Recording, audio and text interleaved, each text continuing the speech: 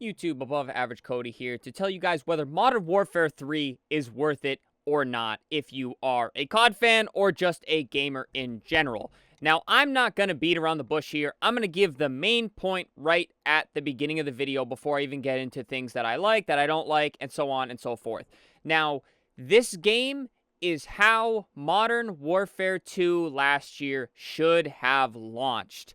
That is a good thing, and that is a bad thing. So, basically, it's a good thing in terms of it's taken a step forward, Call of Duty as a whole. The gameplay's better, the game's better. It's literally what the game should have been last year. Now, that is bad because I am now paying 70 or 100 bucks if you're getting the Vault Edition for basically an improved version of last year's game. And I'll get more into what that means. But in terms of whether or not you should buy this game, before I elaborate, guys, I'm giving you the main points right at the beginning of the video here. So hit that like button.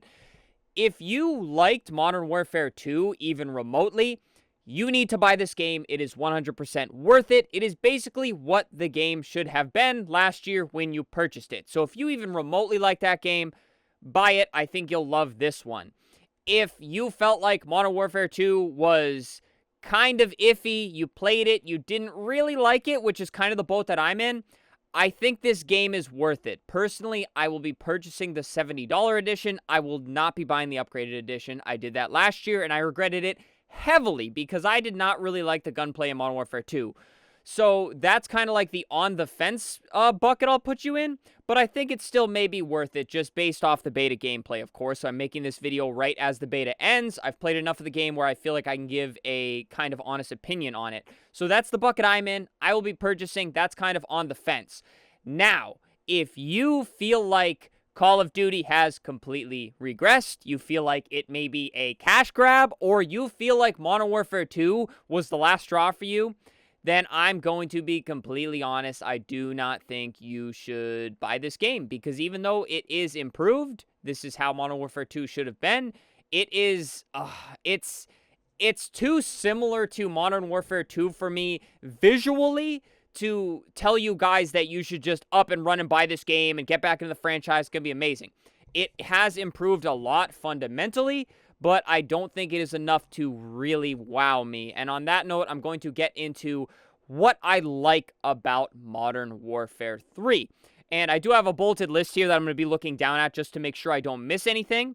The first thing is the movement, guys. So the movement in last year's Call of Duty Modern Warfare 2 was very bad. No skill gap, lane prone, ADS, watch angles. That's the only way to win. No slide canceling, no real good jump shots, bunny hopping, nothing really impressive at all from the movement, at least from my POV. The movement in this game, however, sliding is very smooth. You can slide cancel, pick your reticle up. They added this thing called like tactical aim where you can hold the gun sideways. You kind of like hip fire while you slide. So you're not being kind of handicapped for wanting to slide a corner or something like that. It's very hard to B-hop, which is kind of tomato, you know, take out one thing, add another, whatever. But the mantling is much smoother. It makes so much more sense. In Modern Warfare 2, I didn't know if I was climbing on the ledge, doing pull-ups on the ledge, dropping off the ledge. It was so confusing. It was clunky. It was bad, but it is very, very smooth. And I give a lot of my gunplay judgment or my gameplay judgment on how the movement feels, and it feels really good. It feels similar to Vanguard movement. It's like Vanguard with a little bit of Modern Warfare 2 movement, if you really were to ask me. Now, next, I will talk about the gunplay. It is phenomenal. That might be too strong of a word. It's very good. It's much better than it has been in recent CODs. The TTK is a little bit higher, so you can actually, like, even if the enemy gets a first bullet, as long as they're not hitting you in the head, you still have time to turn on them and get a kill. And that's what Call of Duty's all about. I should not have to just spray, pray, and hit one headshot and get an instant easy kill. That does not take any skill. I want to have to hold my aim. I want to have to aim precisely, and I want to be rewarded when I hit an enemy in the head. In this one, guys, it's not so much of an insta-kill. In Modern Warfare 2, it always felt like I was in hardcore mode. But in this one, it does take a little bit more to kill.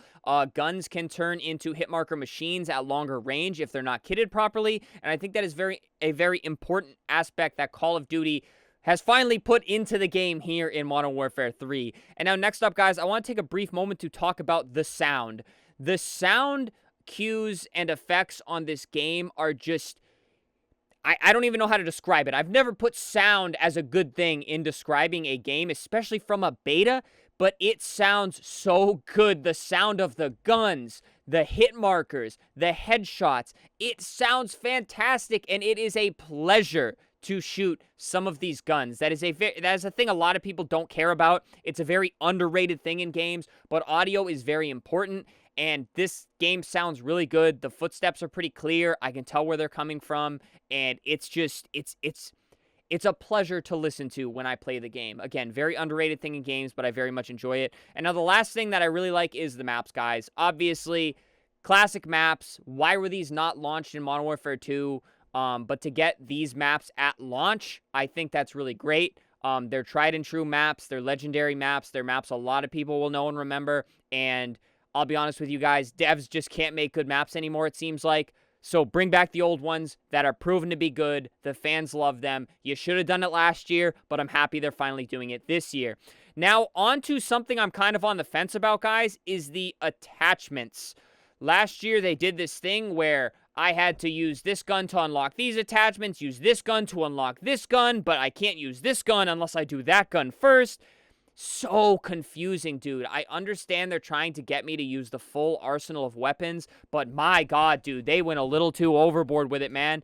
It's a little bit cleaner in this game. You still have to use different guns to get specific attachments if they're attachments that you're looking for, but it's not quite as extreme. It doesn't seem like I have to do all this crazy stuff to unlock this weapon and level up these 3 guns to get this attachment.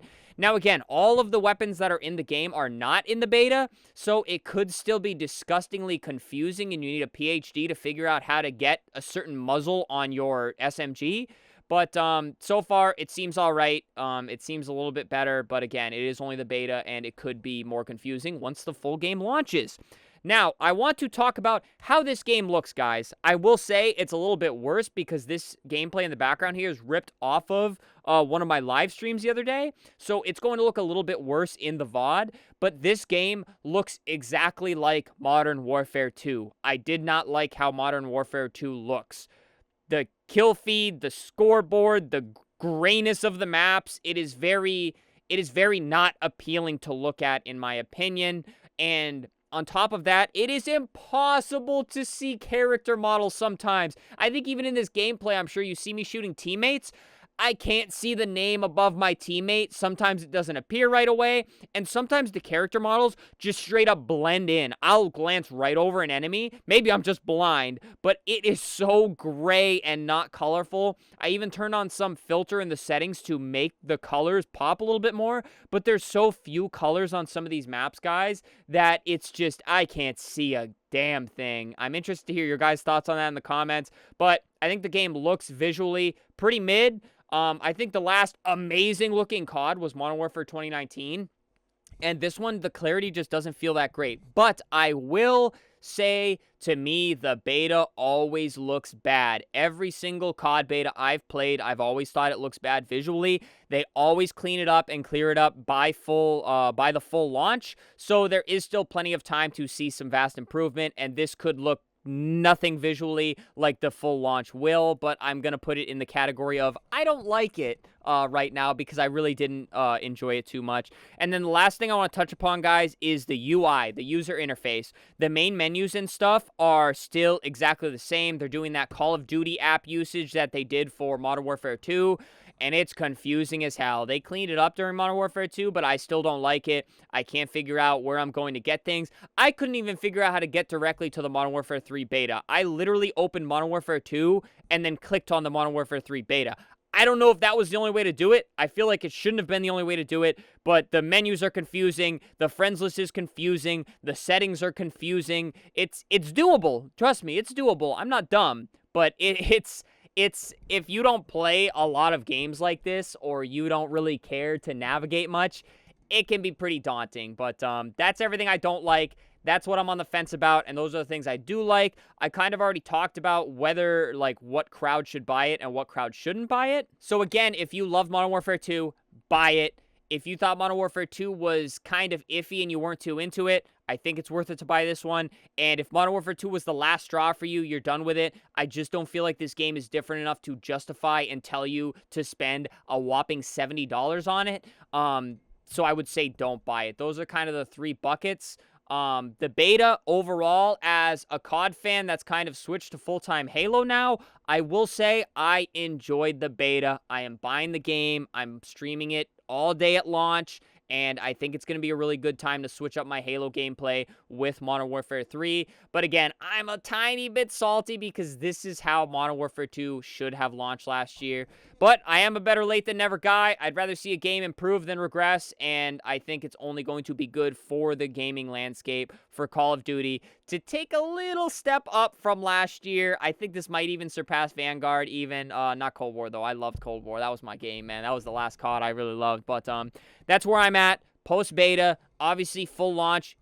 Million things could change. They said they're going to update a lot of stuff. It seems like they're listening. So overall, I am blindly optimistic going into the launch of Modern Warfare 3. But alrighty, guys, I wanted to cover that a little faster. This video's long, so subscribe, like, comment, channel memberships, all the good stuff, guys. Thank you so much for watching. Thank you for the support. Stay happy, stay healthy, and stay tuned for the next video.